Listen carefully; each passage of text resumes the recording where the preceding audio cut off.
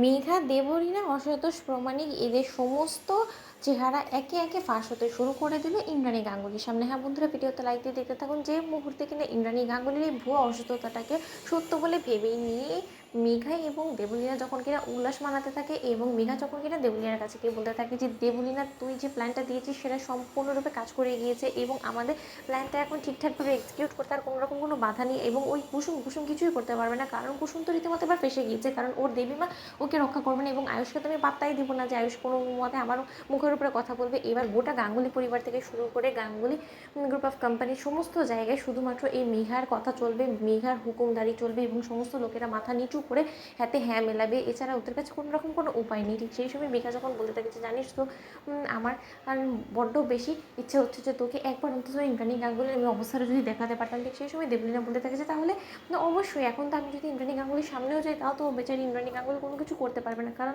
সে তো সম্পূর্ণরূপে অক্ষম হয়ে পড়েছে, সে প্যারালাইসিস হয়ে গিয়েছে তার, এবং সেই সমস্ত কিছু কার কারণে হয়েছে সেটা তো তাকে জানাতে হবে, তাই না? ও বেচারি সমস্ত কিছু নিজের সমস্ত কিছু হারাতে নিজের চোখের সামনে দেখবো, অথচ কিচ্ছু করতে পারবে না। তার এই অসহায়ত্ব দৃশ্য নিজ চোখে না দেখলে কী করে চলে বলতো? ঠিক সেই সময় অন্ধকার ঘরে যখন কিনা ইন্দ্রাণী গাঙ্গুলির সাথে দেখা করার জন্য দেবলীনা সেখানে ঢুকে পড়ে, এবং সেই সমস্ত দৃশ্যই যখন কিনা আড়ালে দাঁড়িয়ে কুসুম, আয়ুষ, ঈশান ভিডিওর মাধ্যমে ধারণ করতে থাকে, এবং কুসুম বলতে থাকে যে দেখেছেন তো, আমি বলেছিলাম না যে দেবীমাকে এখন থেকে ধৈর্যের পরীক্ষা দিতে হবে। আমি খুব ভালো করে জানি যে দেবীমা আপনার খুব কষ্ট হচ্ছে, আপনার চোখের সামনে দুজন অপরাধীদেরকে দেখা সত্ত্বেও আপনি কোনো কিছু করতে পারছেন না, আপনি শুধু অন্যায়কে মুখ বুঝে মেনে নিচ্ছেন, কিন্তু তার সত্ত্বেও এছাড়া আমাদের কাছে এই মুহূর্তে কোনো রকম কোনো উপায় নেই, কারণ এই মুহূর্তে দাঁড়িয়ে আমরা যদি কোনো রকম কোনো চালাকি খাটিয়ে আসল সত্যটা তুলে ধরার চেষ্টা করি তাহলে হয়তো বা আমরা তাদের আসল খেলা অবধি পৌঁছতে পারবো না, এবং তার আগে সমস্ত কিছু শেষ হয়ে যাবে, যেটা কিনা এখন কোনো মতে আমরা রিস্ক নিতে পারবো না। অন্যদিকে ইন্দ্রাণী গাঙ্গুলিকে প্যারালাইসিস অবস্থায় দেখা মাত্র মেঘা যখন কিনা বলে থাকে যে দেখ দেবলীনা, দেখ ইন্দ্রাণী গাঙ্গুলি সম্পূর্ণরূপে অসহায় হয়ে পড়েছে, এখন তাকে সমস্ত কাজ করে দিতে হয়। যে ইন্দ্রাণী গাঙ্গুলি কিনা নিজে আঙুলের ইশারায় সমস্ত লোকেদেরকে ইশারায় বসাতো উঠাতো, সমস্ত কাজ করাতো, সেই ইন্দ্রাণী গাঙ্গুলির কাজ করে দেওয়ার জন্য এখন লোক লাগে। তাহলে বোঝ ইন্দ্রাণী গাঙ্গুলিকে কতটা আমি অসহায় করে তুলেছি।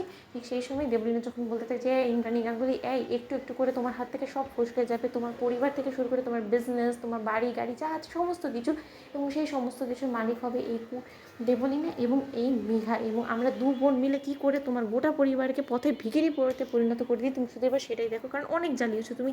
যেখানে যেখানে আমরা আমরা অনেক কষ্ট করে চক্রান্ত করে নিজেদের সাফল্যর দিকে এগিয়ে গিয়েছি, সেই জায়গায় তোমাদের ওই জাদুঘর কুসুম আমাদেরকে মাত দিয়ে গিয়েছে। এবার তোমার জাদুঘর কুসুম কী করলো? তোমাকে বাঁচাতে পারলো না এরকম একটা বিপদের হাত থেকে। ঠিক সেই সময় ইন্দ্রাণী গাঙ্গুলি যখন মনে মনে বলতে থাকে যে ইচ্ছা তো করছে যে দুজনকে ঠাস ঠাস করে চড় মেরে এদেরকে সর্বোচ্চ শাস্তি করে দেই। তো বন্ধুরা, লাইক, শেয়ার করো, সাবস্ক্রাইব করো।